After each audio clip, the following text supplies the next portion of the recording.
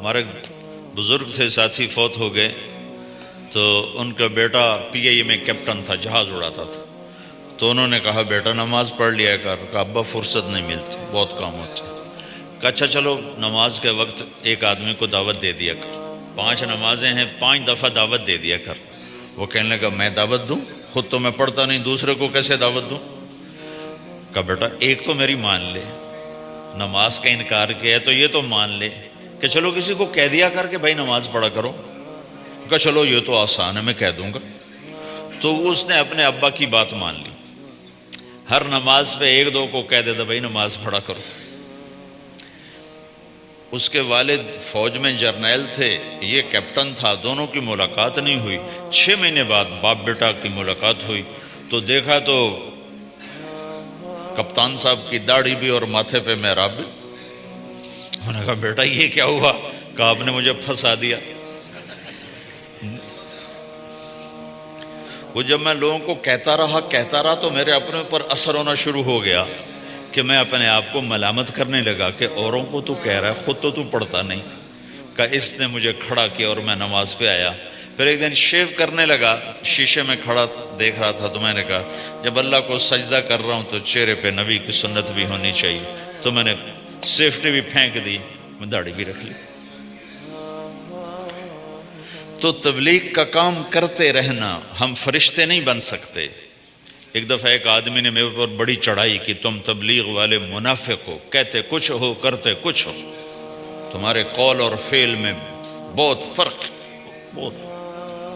جب ان کا غصہ اتر گیا تو میں نے ان سے کہا بھائی 100 نمبر تو اللہ نے بھی نہیں مانگے، آپ کیوں مانگتے ہو؟ اللہ نے کہا ہے فمن ثقلت موازینہ، جس کی نیکیاں بڑھ جائیں گی گناہ تھوڑے ہوں گے تو پاس کر دوں گا. تو 100 نمبر تو اللہ نے بھی نہیں کہا کہ ایک گناہ تیرے کھاتے میں نہیں ہونا چاہیے. 100/100 نمبر لے گا تو جنت دوں گا، نہیں تو ریپٹ مار کے جہنم میں ڈالوں گا. تو 100 نمبر تو اللہ بھی نہیں مانگتا. اسے پتہ ہے میرا بندہ کمزور ہے، کبھی گناہ کرے گا کبھی نیکی کرے گا.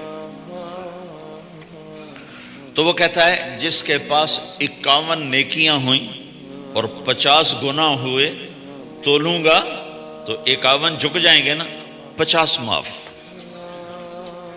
مثال دے رہا ہوں.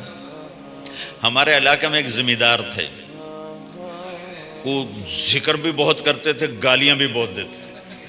ادھر سبحان اللہ تیرے فلانے، الحمدللہ کے ساتھ ایک پھکڑ تولتے تھے. ساری زندگی وہ ایسا ہی کرتے رہے. جب وہ فوت ہو گئے تو کسی نے ان کو دیکھا تو انہوں نے پوچھا کہ میاں صاحب آپ کے ساتھ کیا ہوا؟ آپ تو گالیاں بہت دیتے تھے. خود انہیں یہ پوچھ رہے آپ تو گالیاں بہت دیتے تھے، تو آپ کے ساتھ کیا ہوا؟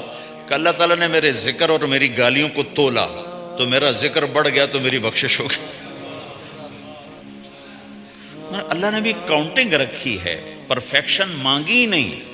اگر اللہ پرفیکشن مانگتا تو پھر آپ کہتے تم کرتے کچھ ہو کہتے کچھ ہو.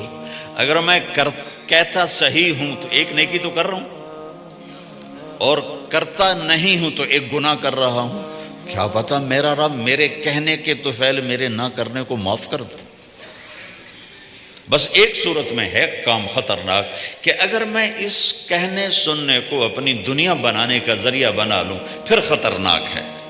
تأمرون الناس بالبر وتنسون انفسکم وانتم تتلون الکتاب، وہ یہ آیت ہے.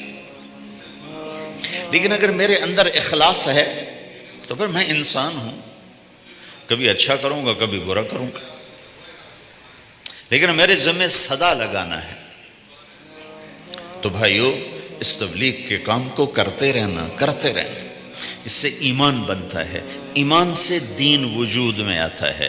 دین کے 2 حصے ہیں، ایک عبادات ہے جس میں نماز سب سے اہم ہے. پھیری پہ ہو گھر پہ ہو نماز نہ چھوڑو.